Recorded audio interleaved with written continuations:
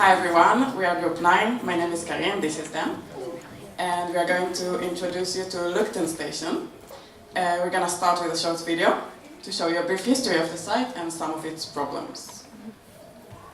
There we go. In 1996 as a temporary terminal for the privately owned Copenhagen to Slangerup Railway. Taking its name from a nearby stream, it was designed by Heinrich Wenck, a well-known Danish architect of the time who designed many stations, including the impressive Copenhagen Central. In 1976, Lukten Station became redundant when it was replaced by the planned S-train line Nørreport. For 8 years after being decommissioned, it was used as a culture house by the surrounding community, before being shut down completely by the local commune in 1984. For almost 20 years then, this beautiful memorial to Denmark's historical train lines and culture has remained untouched. Finally, in 2007, the station was reopened as a cinema, and subsequently taken over by stand-up and improvisational comedy in 2008. Since then, the space has become somewhere for new and upcoming comedians to test different material, somewhere for indie bands to share their new music, and occasionally somewhere for the local railway club to meet. For people passing by, and the majority of the general public, however, Lukten Station tells a different story. In fact, it seems to tell no story at all. The front and back of the building are covered by black boards. The square outside is derelict and gloomy, and the area is plagued by stories of criminals and gang violence. The question is then, how? How can we integrate and include the vast variety of cultures that live around Nørrebro and Nordvest? How can we transform this currently empty, unassuming square into a vibrant mix of community and culture? How can we as designers reintroduce Lukten Station to the community and use it as a stepping stone to mix this diverse neighbourhood and restore what should be a historic landmark? Yeah, so this was a brief history and some of the questions we had to ask ourselves.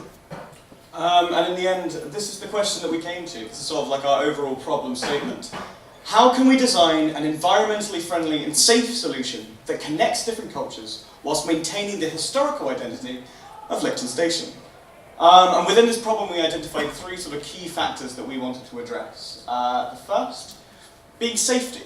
The place in general does not feel like a safe place. I mean, you go there at night and it's totally dark. There are a couple of lamps, but they don't really work.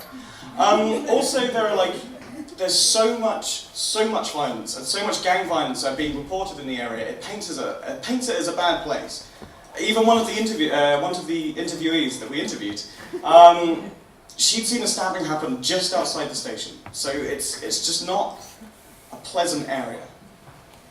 Also from the interviews, we recognized that the place lacks identity. No one really knows about this place, it lacks promotion.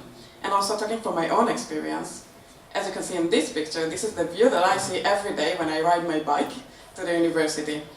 And I never knew about this station, I never heard about it. I did notice the square, but not in a positive way, in a negative one. Whereas just a few meters before, another square, the pink square, where I also stand in a traffic light waiting for it to be turned green, but this time I get a positive feeling. I want to stay, I want to explore, I want to observe the space. Another aspect that we noticed is the blackboards that really cover the architecture, the beautiful architecture of the building, and masks it out and hides the building. And this really disrupts the balance of the space, which we, again, identified as a key problem. There's no connect between the inside and the outside, and then there's a disconnect outside as well. As you have loads of people going past on the pavement, but no one crosses the square, or they rarely cross the square. It just doesn't seem very inviting. And so we found that we had, if I go the right way, 2 different options. We could either enhance the interior space or the exterior space. Enhancing the interior would involve maybe putting on events during the day, as currently it's only used during the evening, maybe putting in cultural exhibits or something. And on the exterior space, we thought maybe we could use a market or a cafe, something to draw people into the space and actually use it. So after asking people, we decided to enhance the square. We're going to put more greenery to emphasize the greenery of the space. We're going to put social seating because right now there are no seatings at all. And we're going to put an open building that will provide light through the glass during the day and at night bring light to the square. Then we're going to have an ecologically friendly roof that will provide an organic resource to the vendors below. And one of our strongest ideas is that we're going to hold a multicultural market that will represent a different culture every weekend. So the customer will notice the building from the street, then go inside, choose whatever he or she wants to eat, and then decides whether he wants to sit in and enjoy the familial and intimate place inside, or enjoy the exterior space of the square and the greenery and the sitting outside. Yeah, and talking about that scenery outside, the seating outside rather, we think we've designed it in such a way that encourages people to communicate. And even if they're not actively communicating, even if they're not talking to each other, they're still passively communicating by sitting in the same space and engaging in the community, which before they would just pass by and totally ignore.